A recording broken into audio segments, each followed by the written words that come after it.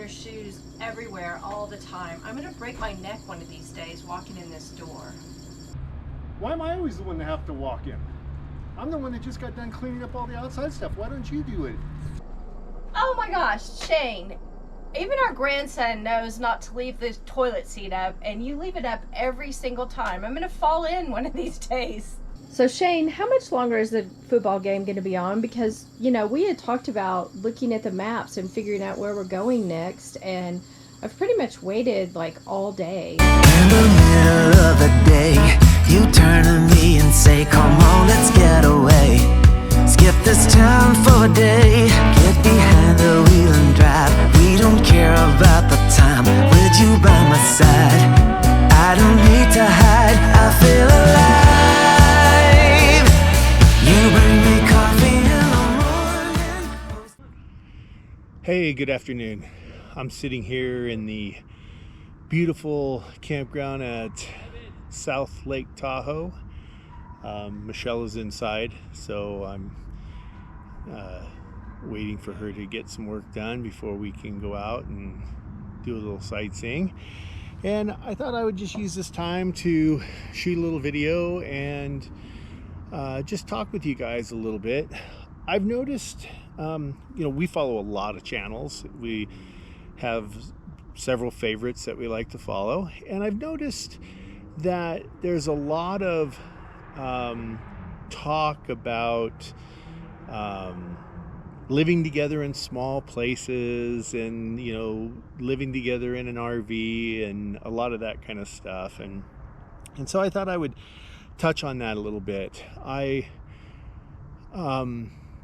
see that, you know, people talk about, you know, the number one tool to use in a relationship is communication, and, you know, that's really good advice. That's some truth to that, as long as you understand that the formulation of that communication is appropriate. And often we see a lot of people that talk about different things.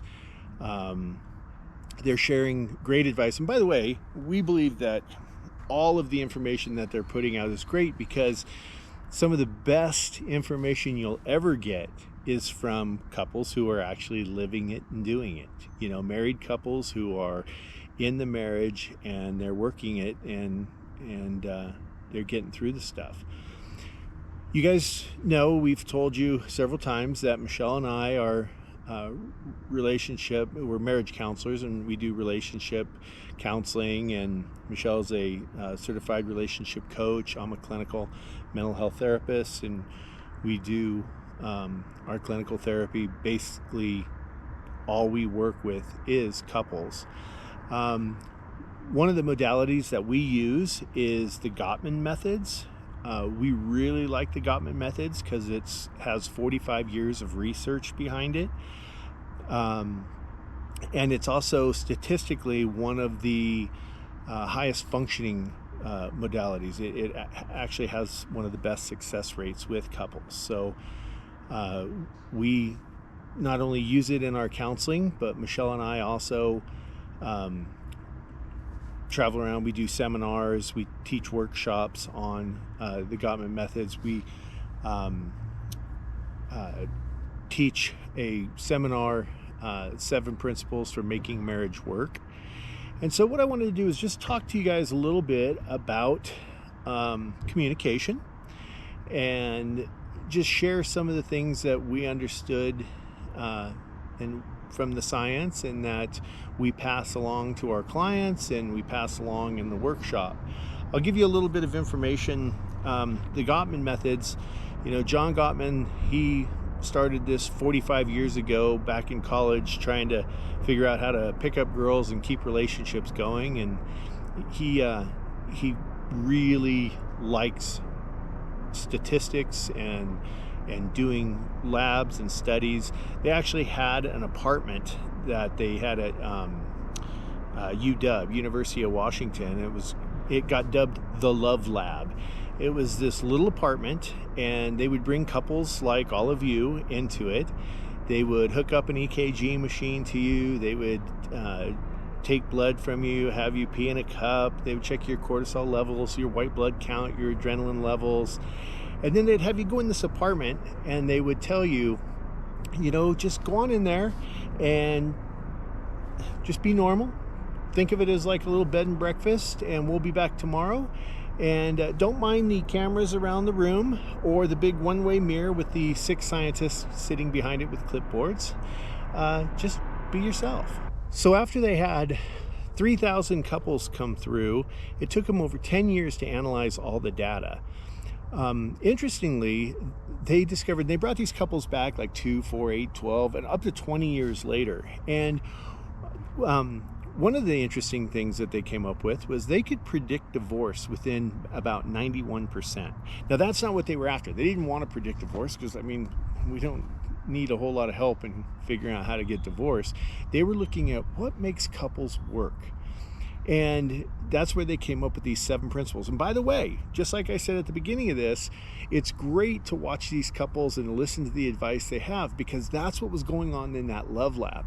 We were learning information from what the couples were doing. The 7 principles that was learned that makes marriage work, those were not principles that were taught to the couples to do. These were the things that the scientists found out from the couples, watching them and studying them of what they were doing that kept them working.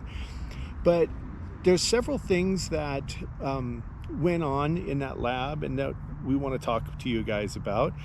And so what we're going to do is we're going to talk about things like the 4 horsemen, which is criticism, defensiveness, contempt, stonewalling. Those are communication patterns that are a big indicator of relationship failure and divorce. We're going to talk to you about things like turning away, bids, what a bid is, compromise, accepting influence from your partner. We'll talk about the 6 predictors of divorce.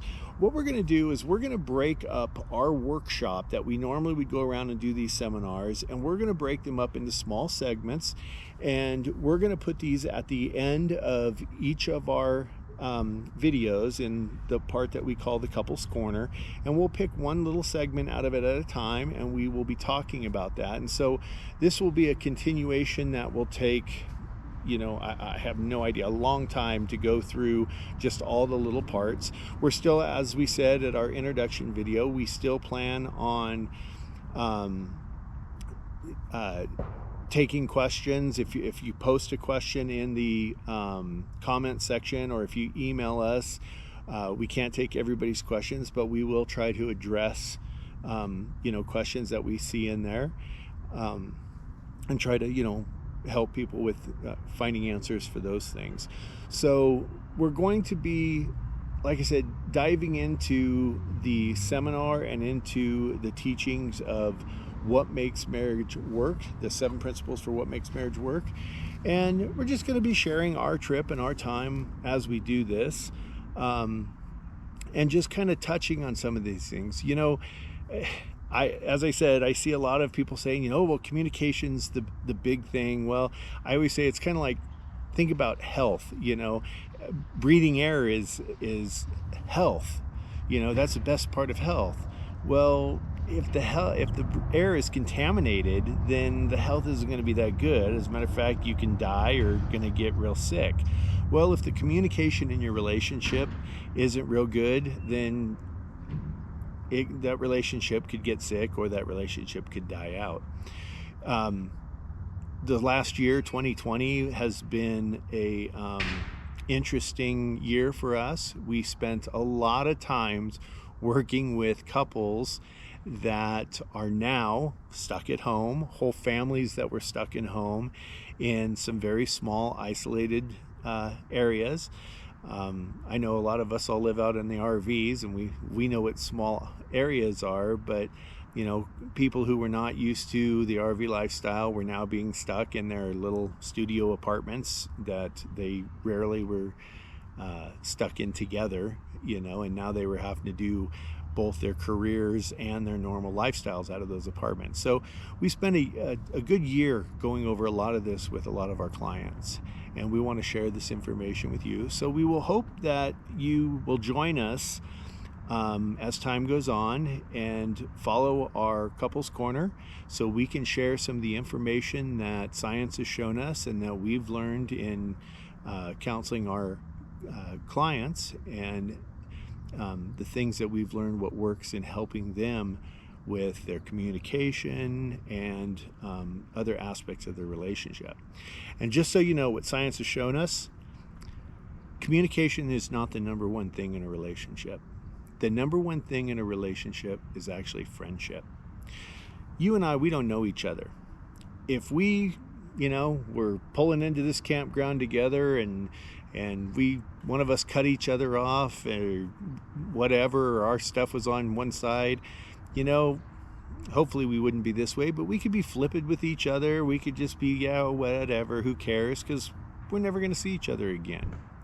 But if you and I were best friends, if you and I grew up together, went to school together, and we were roommates in college, and now we live next door to each other, we barbecue every Sunday, we watch the game, our wives are friends, our kids play, and we had that same scenario happen, we're going to be a lot more gentle and a lot more careful about how we share with each other. We'll probably tease each other a little bit, but we're going to be much more gentle about how we talk with each other. And it's the same with a husband and wife.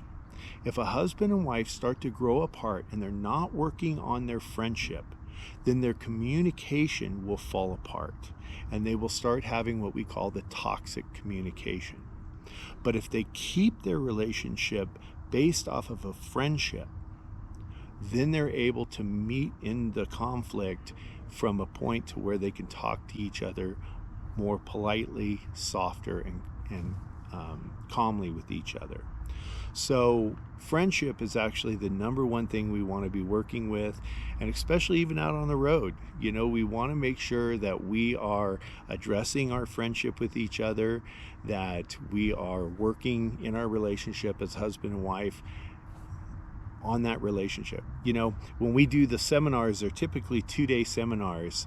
We spend the entire first Saturday for 8 hours just taking all the crowd and working on them through different tools we use and working on their friendship.